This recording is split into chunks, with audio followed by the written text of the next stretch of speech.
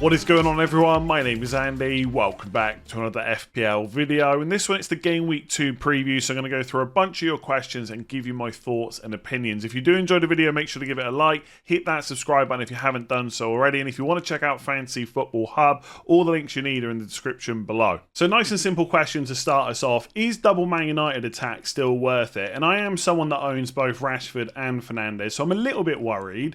I think the most frustrating thing for me is neither of these players played well whatsoever, and you could pretty much say that about the whole Man United team against Wolves. And sometimes you'll see a performance, for example, Eze against Sheffield United in Game Week 1. Most people would agree he played pretty well, was probably a little bit unlucky not to get at least one attack in return. And of course, if you're an owner of Eze, that's still incredibly frustrating, but at least you know if he keeps performing like that, the return should eventually come. Whereas if you watch the Wolves game, you're wondering whether Rashford or Fernandes are ever going to score or assist again. And of course, that's crazy talk.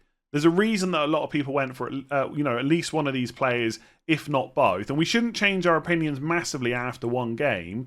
But maybe this Man United team is going to take a little while to get going. They got a new goalkeeper, slightly different way of playing.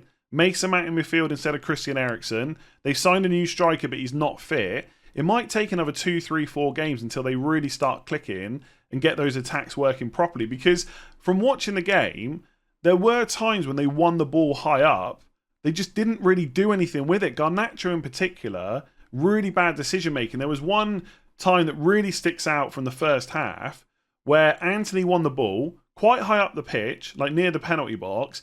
Garnacho took it. He could have passed right to Fernandes, who was in space. Didn't do that. He went left. Rashford was in space, in and around the penalty box, and he didn't make that pass either. And those kind of things kept happening. So I think there's only minor details that Ten Hag has to work on to get this going. But obviously, they're a lot of money compared to other options in midfield. So I get why people are thinking about getting rid.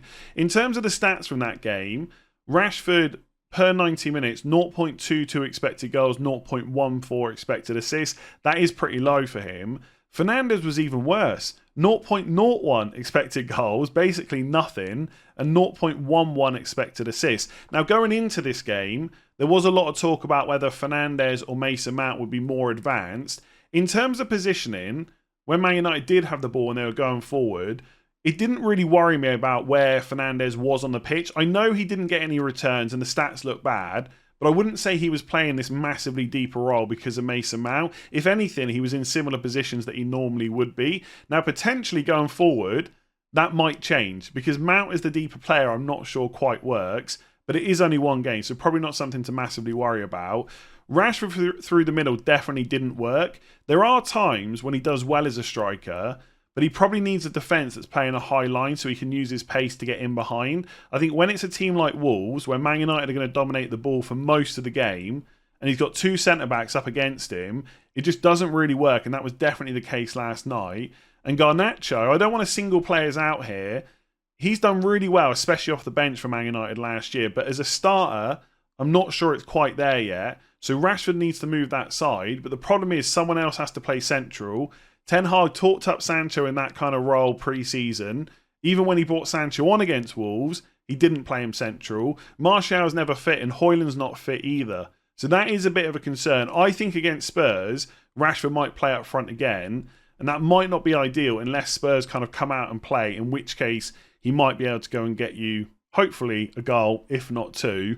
I think Anthony and Mount as well, just in attack, just weren't great. I think we need one of Sancho, Martial, Højlund to play there to allow Rashford to play in his preferred position.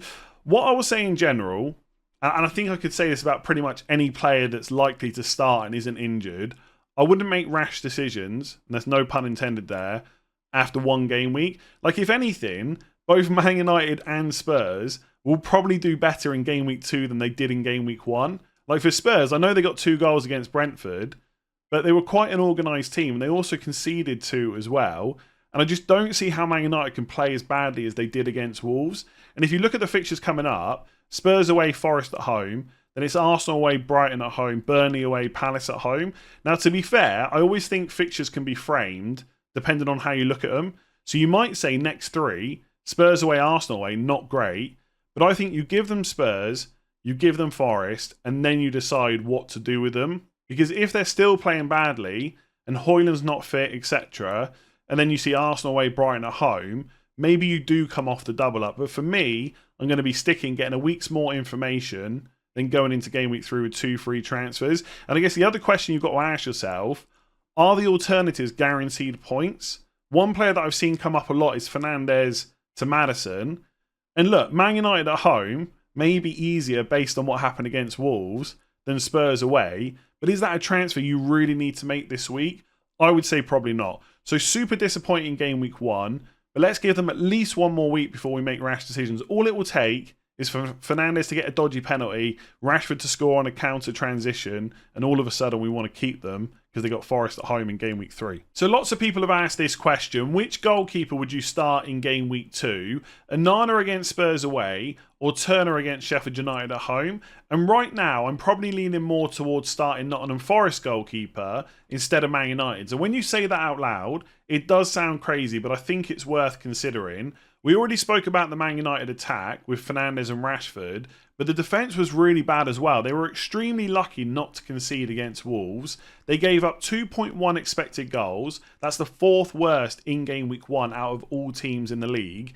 And they conceded the 3rd most amount of shots. Bearing in mind, they should have conceded a stonewall penalty as well. So they were lucky that Wolves didn't score. And I just look at the fixtures. Which one's harder, Wolves at home or Spurs away? Well, it's definitely Spurs away. And if they can get as many chances as Wolves did, the likes of Son, Richarlison and Maddison aren't going to miss that much. So I think a Man United clean sheet is going to be quite hard to come by in game week 2. On the flip side, Forest conceded twice to Arsenal.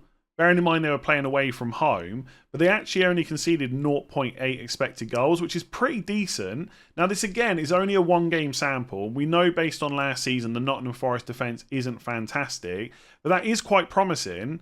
And now they're going to go and face a Sheffield United attack that only put up 0.5 XG against Crystal Palace. So I think if you're having to play Spurs away or Sheffield United at home, you definitely prefer to go for Sheffield United. And based on how Man United played in that first game, I definitely think Spurs will score. I'm not saying Spurs will win the game, but I just can't see how Man United don't concede. So right now, I'm recording this on Tuesday. The video and podcast is going to go out on Wednesday. I am leaning more towards Turner. The only thing I would say, this is one of those decisions where if after game week 2, Onana's got a clean sheet and a few saves, and Turner has conceded, I know exactly what you're going to say to yourself. Well, obviously, why would you back Nottingham Forest over Man United? And it is one of those decisions that can make you feel stupid. But going into game week 2, just ask yourself which team you think is more likely to keep a clean sheet. And I think it probably is Nottingham Forest. And that's why I'd probably go for Turner. But for what it's worth, I don't have this decision. I've got Pickford against Villa away or Turner against Sheffield United at home. It's a much easier decision for me. If you wanted to play Onana, no issues with that whatsoever. But I'm going to probably stick with Turner. So is Alvarez a must-have now that De Bruyne isn't available? And for anyone that's missed this news, Pep Guardiola held a press conference ahead of the Super Cup. And he said Kevin De Bruyne's injury is a serious one. He will be out for a few months. We have to decide in the next days on surgery, but for sure we will lose Kevin for some time. So obviously that's a big blow for Man City, and the expectation would be that Alvarez's minutes will go up, probably Foden as well, but I'll talk about him in a minute.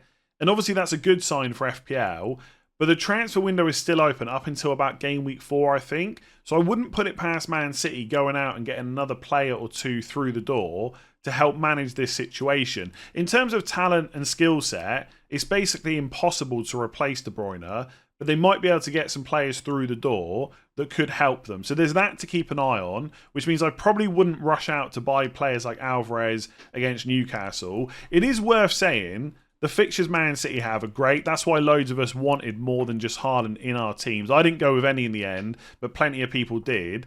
They got Newcastle at home game week 2, Sheffield United away game week 3, Fulham at home game week 4, then it's West Ham away, Forest at home, Wolves away.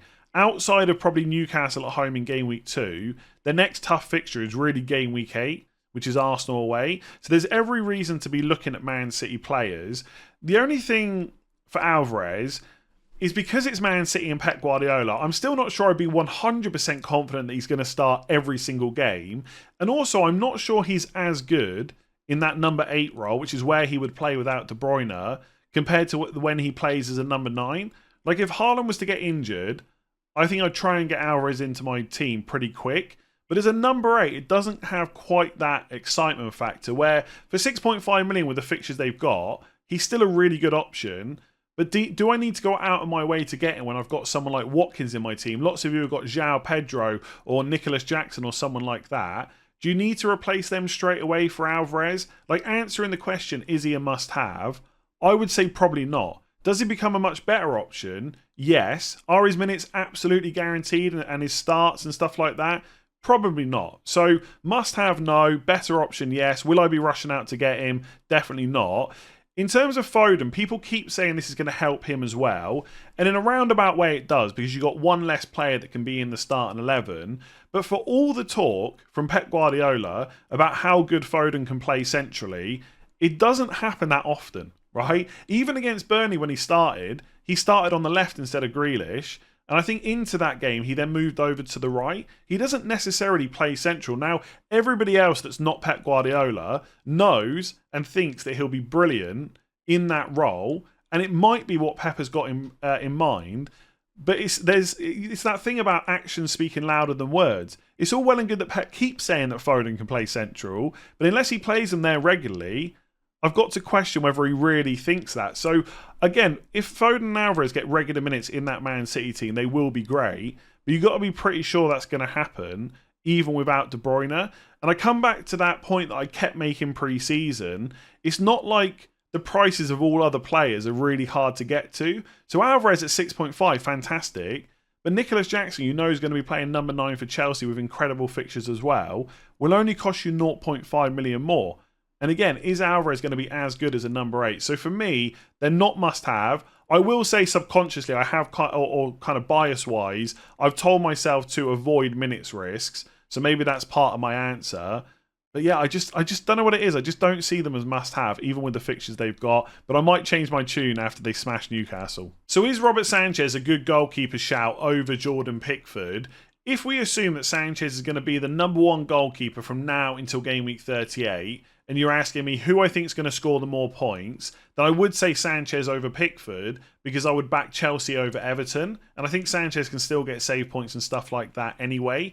If you're asking me if I think this is a good transfer for game week 2, then I would say absolutely not. As I've mentioned a few times now, the transfer window is still open. Kepa has gone on loan to Real Madrid. It's almost certain that Chelsea will need to buy a new goalkeeper. Now, the goalkeeper they buy, it might be really obvious that that's just a number 2 and that Sánchez is going to be the number 1. But who would put it past Chelsea with the money they spend not to go and buy someone that is direct competition for that number 1 shirt? And I just think that information is way more valuable than making an early transfer on Pickford to Sánchez, especially if you've got someone like Turner on the bench anyway, because you can just play them against Sheffield United in game week 2.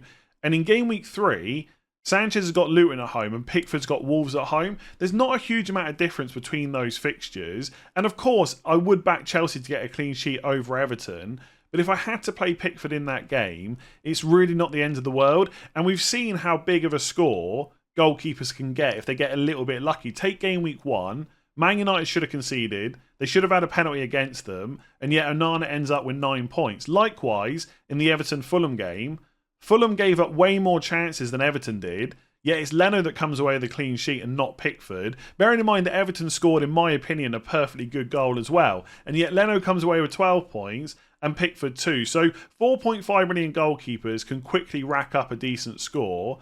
And that's something Pickford would be capable of in game week 3, maybe game week 4 as well. And at that point, you can see what's happened in the transfer window and decide whether or not you want to go for Sánchez. For what it's worth, this is a move that I've got my eye on. There's a lot of Chelsea players that I'm interested in. But if I don't want to go for the James Chilwell double up in defence, I could just stick with Chilwell and go for the goalkeeper instead. Obviously, if Reece James goes on a run where he gets loads of attacking returns, I'll have preferred to pay that extra money. But if it's just clean sheet points, then obviously you can get the Chelsea goalkeeper for a lot less than you can get those Chelsea fullbacks. So I am interested in this. And if I could pick again and I knew Sánchez was number one, then I would definitely start with him in my Game Week 1 squad. But we're past that now. We've got to think about transfers moving forward. And this just isn't a good move for me in Game Week 2. So would I sell John Stones this week or just bench him? Now, this is a difficult question to answer on an individual basis because I would need to see everyone's teams. But I'll try and answer it broadly. If I had 3 defenders that looked likely to get a clean sheet and or an attacking return in Game Week 2, I would probably bench him and then reassess ahead of Game Week 3 with my 2 transfers and with more information. Now, annoyingly, from what I could see anyway, Pep Guardiola didn't really speak about him ahead of the Super Cup, but there will be another press conference ahead of the Newcastle game, so you might even get your information there, and that might change what you do with him. If he's ruled out for a couple of weeks, I'd probably just move him on to someone like a Chelsea defender instead. If he says he's better, he might play, then that's probably where the benching comes in and then reassess ahead of Game Week 3. But what I think is interesting is the rumour for Stones is he's just got a small knock. It's nothing major. And it kind of shows that Pep would rather rest him than risk him. Like, especially this early on in the season, it's probably not worth making that injury worse because John Stones is such a big part in terms of how Man City play. Whereas if it was Van Dijk at Liverpool and he had a small knock, and Klopp said, yeah, he's probably going to be back, you'd almost certainly expect him to start. And this is the problem with Man City players. That if there is a slight knock there are so many other centre-backs that can just play instead. And this is part of the reason that I didn't start with a Man City player, because you just go through this week in, week out. So if you're a big Man City defender believer, because they are great for clean sheets, they are the best defence in the league, you should definitely do what you can to keep hold of him.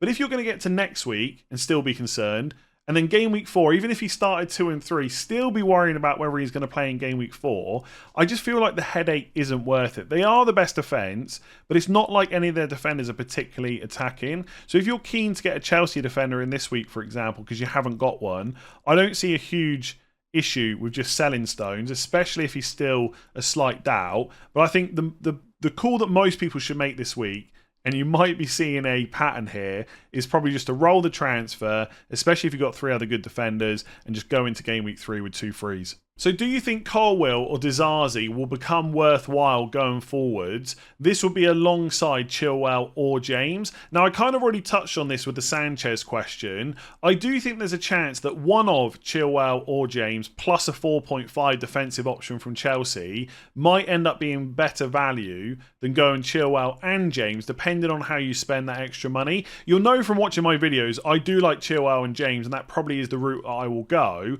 but I am open to going for a 4.5 instead. The problem is I don't think that Liverpool game has really helped us. We know from what Pochettino said, Chilwell was basically playing as a left winger, so the back 4 was Colwill left back, and then Thiago Silva, Disasi, and then Reece James right back. So we don't know who is nailed on. I know what people are going to say in the comments, especially Chelsea fans. Colwill is nailed on, and that's going to continue. But I don't think anyone can guarantee that, because if Pochettino, especially for the easier games, goes to a back 4 with James and Chilwell, if they can remain fit, then you've got Colwill and Badiashile when he's back, who are both left-footed centre-backs. Then you've got Disasi, who was thrown straight into a game against Liverpool. That's how much Pochettino must rate him.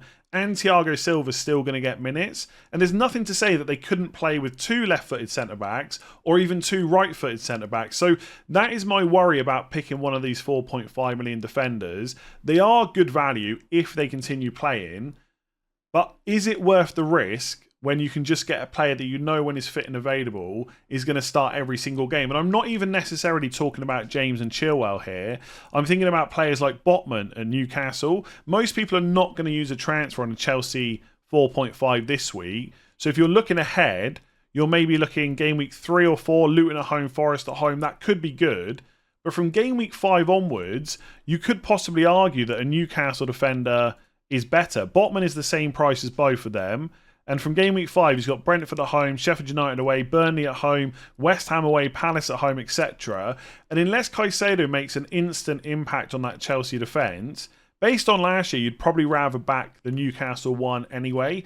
So I am fully open to going for a 4.5 if someone can guarantee me who's nailed on. The problem is I don't think anyone can do that. And I already know the answer will be Colwill.